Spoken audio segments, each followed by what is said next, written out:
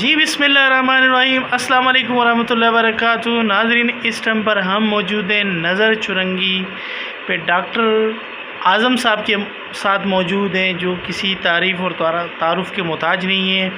ٹھیک ہے، آج ہمارا موقف ہے ان سے ہم بات چیت کرنے کے لیے آئے ہیں اپنا ہاسپٹل پہ کہ سر آیا یہ جو یہاں پر ڈسٹرکٹ ہب کے اندر جو بیماریاں جنم لے رہی ہیں، طرح طرح کی دمے کی بیماری ہے، سانس کی بیماری ہو رہی لوگوں کو، اور کچھ لوگوں نے کہا جی ہمارا سانس گھٹتا ہے۔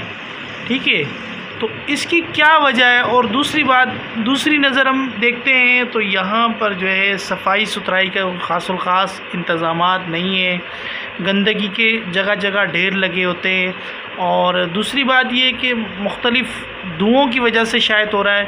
تو ہم چلتے ہیں ڈاکٹر اعظم صاحب کی طرف سے۔ السلام علیکم ڈاکٹر صاحب۔ وعلیکم السلام ورحمۃ اللہ وبرکاتہ۔ تو ڈاکٹر صاحب یہ بتائیں کہ یہ بیماریاں کیوں ڈسٹرکٹ ہب کے اندر زیادہ ہو رہی ہیں؟ سب سے پہلے سلام بھائی، آپ کا شکریہ ادا کرتا ہوں کہ آپ نے اپنا قیمتی وقت نکال کے آپ میرے پاس آئے ہیں۔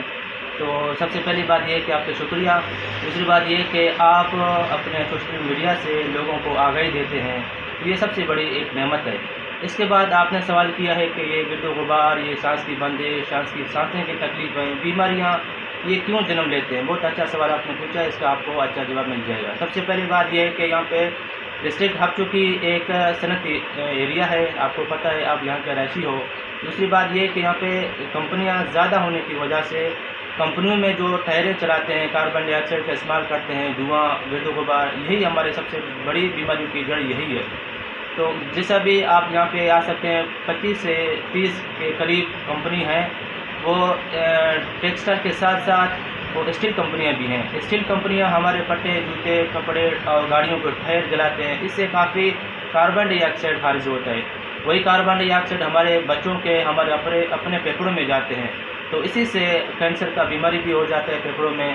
آپ نے دیکھے ہوں گے کہ پورے پاکستان میں پھیپھڑوں میں کینسر کی بیماریاں زیادہ ہیں۔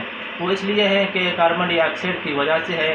گرد و غبار وہ اس لیے ہے، سانس کی تنگی، سانس کی بندش وہ اس لیے ہے کہ ہمارے روڈیں جو کہ ڈسٹرکٹ ہب میں اب تو ڈسٹرکٹ ہب ایک نیا ڈسٹرکٹ بن چکا، اس کے باوجود بھی دوسرا سال ہے، روڈیں ہمارے کچے ہیں۔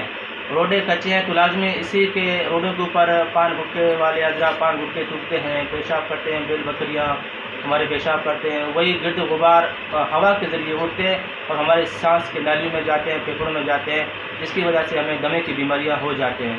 اس کے بعد جو بیماری آپ نے کہا کہ بہت سارے بیماریاں وہ پانی کی خرابی کی وجہ سے۔ یہاں پہ پاکستان کا سب سے بڑا ڈیم، تو تیسرے نمبر پہ جو ڈیم آتا ہے وہ ہے ہب کا ڈیم۔